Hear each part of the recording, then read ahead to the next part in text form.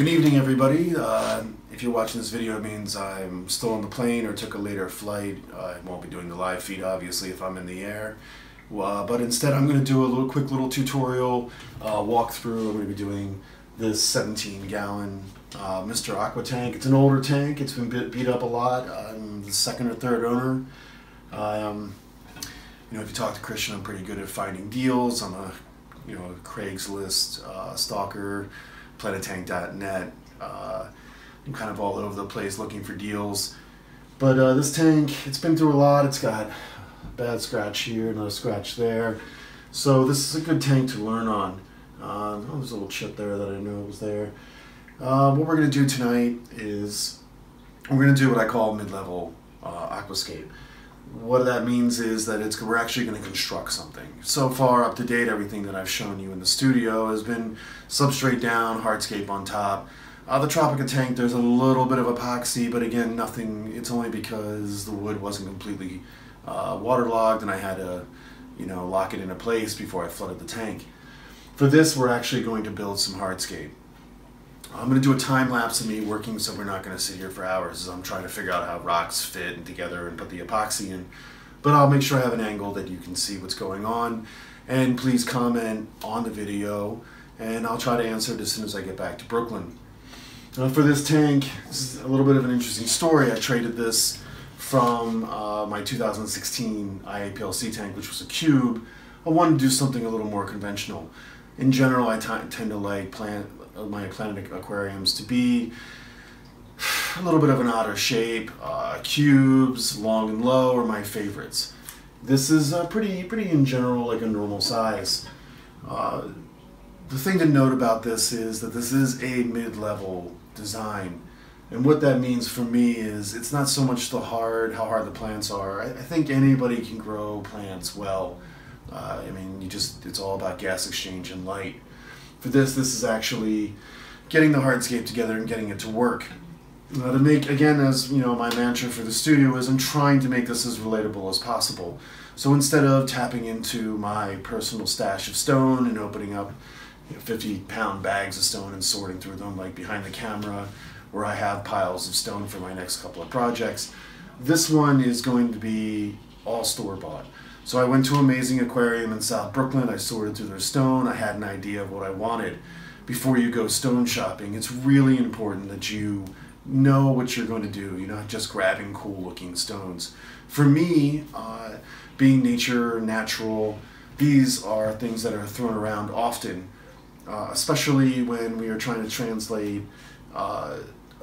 Japanese perspective into a more American aesthetic or a Western European aesthetic. It's important to understand that these are two different kinds of aesthetics.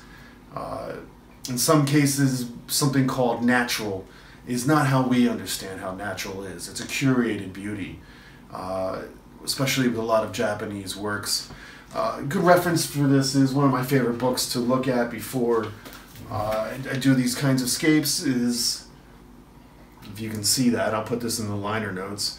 But this is a great book. It's a little expensive. I think I bought it at the museum for 50 bucks. I think on Amazon it's a little bit cheaper. But as you can see, it's some of the great printmaker. You might recognize some of these. They're all very famous. But it gives you an idea of beauty. I've never personally been to Japan. I've stared at a lot of pictures of Japan. I have been to China. But you can see that a lot of times in the Japanese aesthetic, being natural is often a curated idealistic, how nature should look, not how it looks at that moment. So when you're talking natural, just keep that in mind, especially when you're getting critiques from other people or you're reading comments or watching videos. It's all curated. Even in an aquarium, I'm guilty of it. Everybody's guilty of it. You want it to look a certain way. It's not how it looks. If you've ever been freshwater diving, especially going down the Amazon or in some other places, you will have pockets of absolute beauty. Absolutely. But then a lot of it is just these sharp sticks poking out of sandy or muddy bottom of the river, everything wants to eat you, and it's not as beautiful as you think. It's murky, it's dark. It's not like any of the aquariums in this room. I've been to some places that I have seen it, but it's been small pockets.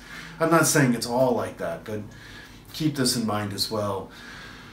For this though, what we're going to do is, as I was looking at some of these prints, I found a great print where it's just a seawall, and then looked like waves were almost tipping over, about to hit the seawall. You know, classic, beautiful design, very simple, basic triangles. So when I went shopping for the stone, and I went to, again, Amazing Aquarium Brooklyn. It's a great little shop if you can get there. It's in Bensonhurst if you live in the city.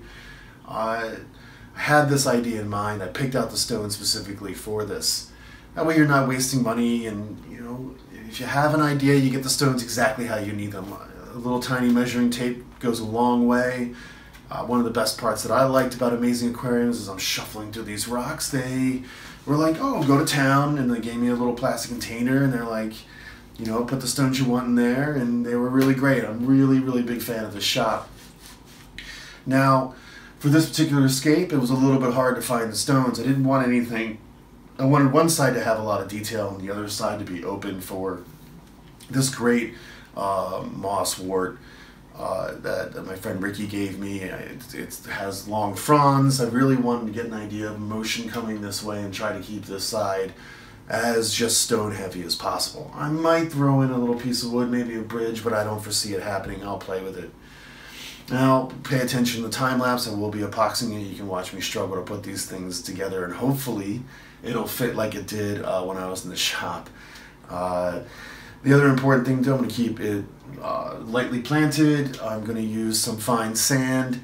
For as far as sand and gravel, I am notorious for switching things up throughout the life of an aquarium, so we'll see what happens. But this will be part of my my monthly update of the aquarium room. I hope you enjoy it, and again, I'm sorry that I couldn't do the live feed this evening, but I'll be back next week, and I'm sorry about that, guys. Definitely get this book if you can. It's a really great reference. It's one more little aside. It's really important that when you're planning out aquascapes and you are trying to understand how to go forward and figure things out, the best suggestion I can give you is stop looking at aquascapes. Look at other things. Look at other art. Look at sculpture. Look how they try to do things and what worked and what didn't for them. For me, I think the best example would be the Impressionists. The Impressionists were inspired by Japanese and Chinese woodblock prints, but their mind couldn't find a bridge between their aesthetics and the aesthetics of the Chinese and the Japanese and the Koreans. So that's where Impressionism came from. That was the bridge of understanding different aesthetics and color use and how things were laid out. Again, an oversimplified explanation, but if you really want to find a good way for, if you're looking at aquascapes in China, you're like, oh, I want to do something like that, but I can't. You know, look at some art. Look how other artists have figured out how to do it and what they did to do it. You are an artist. This is an art. This is not something that you can just dismiss as nothing but an art. I love it. It actually replaced my passion for illustration. So let's get this done.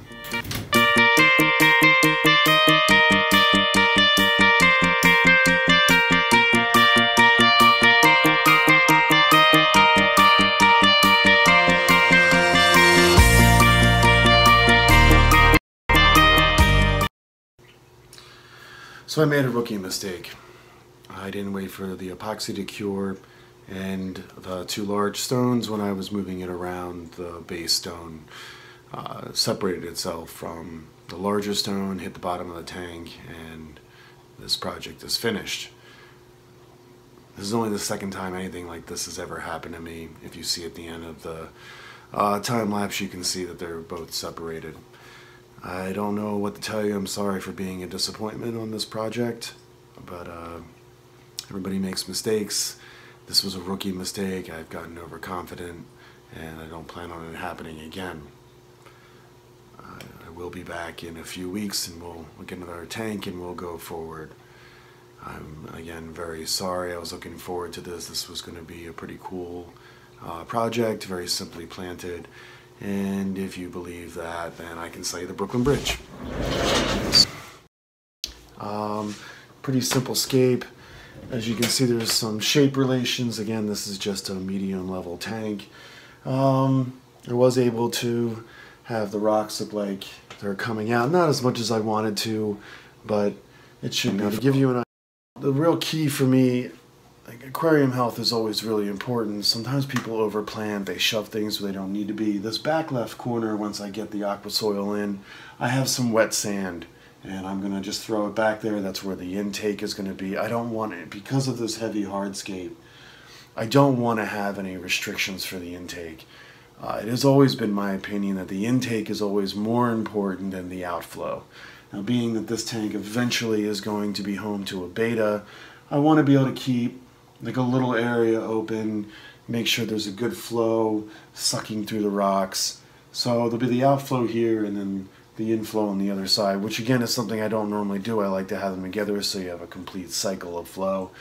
But I think with a 2213, this much stuff in the tank, it should be advisable that you just want to make sure the inflow doesn't get clogged. You want to, even keep a little bit of area. I find sometimes when you install traps like this, a lot of detritus builds up, and it actually is a lot easier to clean. It's almost like a matin filter in that sense, where you just have to clean that area because everything else has such a strong flow.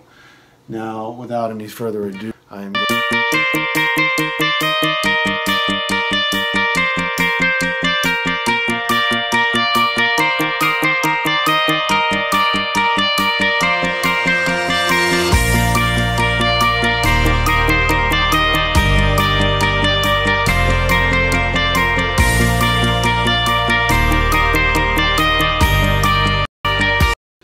Planting of this tank is pretty simple. It's got a carpet of Crypt parva, needle-leaf java fern in the front and also in the back, a mystery microfern that I found that I forgot about, or what its species is, Senegalese giant, and Rotella Vietnam to add a little color in the background. I've given tissue culture a bad rap lately, and I do feel bad about this. My man Victor actually ordered this as a tissue culture from me. I don't remember when, 6-7 months ago. And look at this is an entire carpet from a tissue culture. It really exploded. It's very healthy. I'm very happy with it. I have no issues. I just seem to have very bad luck with tissue culture lately. Also, what I'd like to point out, talking about my friend Victor, the Rotella Vietnam, the Senegalese giant, and the Crypt parva have all come from Victor. Victor was doing an order. He wanted to get some tissue culture, and immediately asked me if I wanted some. I told him I wanted the Crypt parva mini, which doesn't look so mini. There is some over here that was different from the others, like a smaller leaf shape. We'll see if this is the actual mini. Maybe it's not. Maybe, but it doesn't matter. Crypt parva takes forever to grow, so even if it is mini, I won't even notice, because by the time it's actually a carpet, I'll probably be tearing it out. But Victor really is great. I really just need to give you one more shout out, Victor, whenever I need plants or I have a question. Hey, Victor, do you have this plant? Victor always, always, always comes through. He's a good friend. He's got collectoritis, but I love him for it. He's always texting me, hey, I've got this, do you want it? I can't say enough things about my neighbor and friend. The light that I'm using is a Mi'kmaq. It was on sale on Amazon. I took the jump and I dove for it. I needed a light for this tank. It's dimmable. It's got a built-in timer, sunrise, sunset, blue option for at night. Staring at it, it's got 2 red bulbs and 2 green bulbs. I'm just underwhelmed by it. I don't like the controller, maybe because I am spoiled and I've used some high-end lights, but I don't like that it's on the cord and it's so hard to use. I also don't like how cool the white light is. I understand that if you want to have an affordable light, going white, blue, LED is the cheapest way to go, but I'm just unhappy with it. I think I'd rather pay an extra $20 to have a warmer white light. I'm hoping eventually the shop that I'm working with in Long Island, they do have custom lights. It seem to be these yellow, red, heavy lights. I like them. It's very warm, very soothing. I think it would look really great with this heavy blue stone. And you see the Mi'kmaq light, please don't hesitate to get it. It is a good light. It saves you from getting a timer. There's a battery in the timer, and so if you unplug it or you lose power, it'll still maintain the time. But I also don't like is this is sold as the 12-inch fixture. The actual fixture is 12 inches, but there's no way it's ever going to fit on a 12-inch cube, which is what I originally bought it for. The arms are too wide. I couldn't find a hanging kit for this particular model. It's an older model.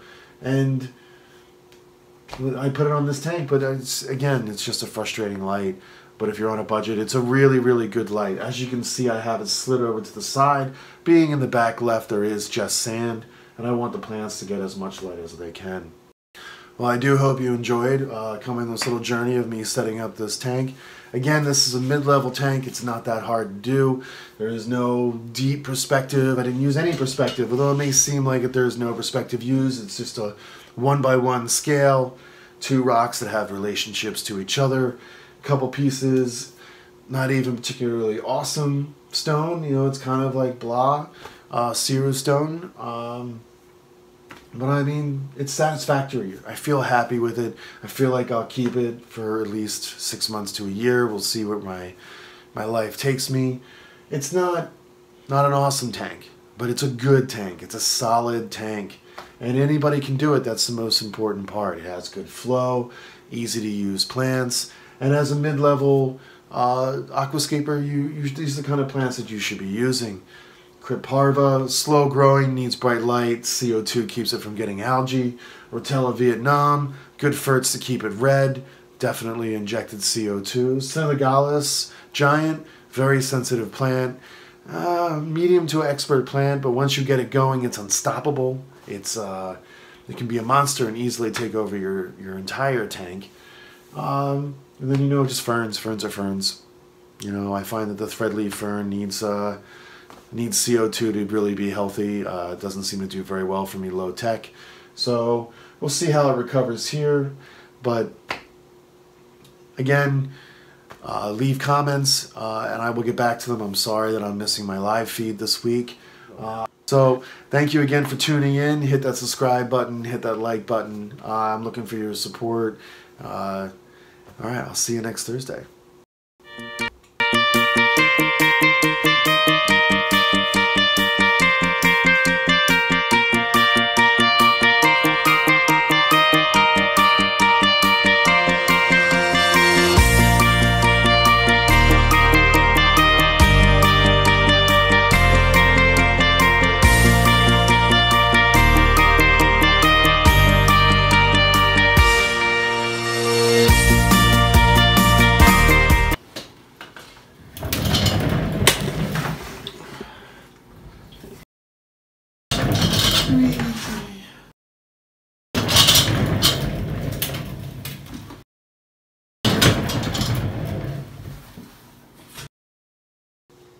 And I'll do another time lapse. No, I won't.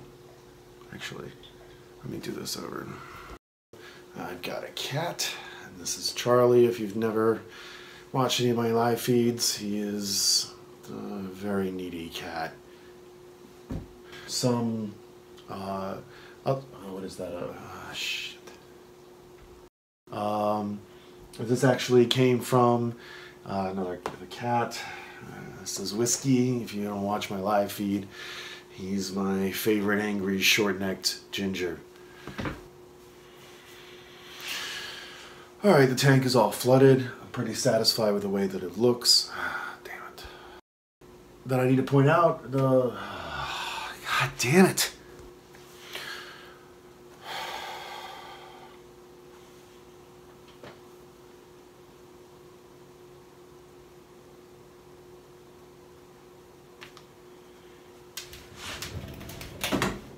And when the Rotella and Synthogalis, God damn it.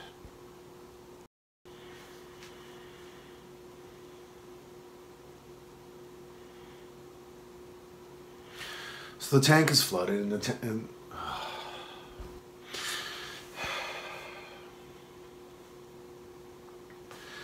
out of all the plants in here, the thing I would like to say and give a shout out is to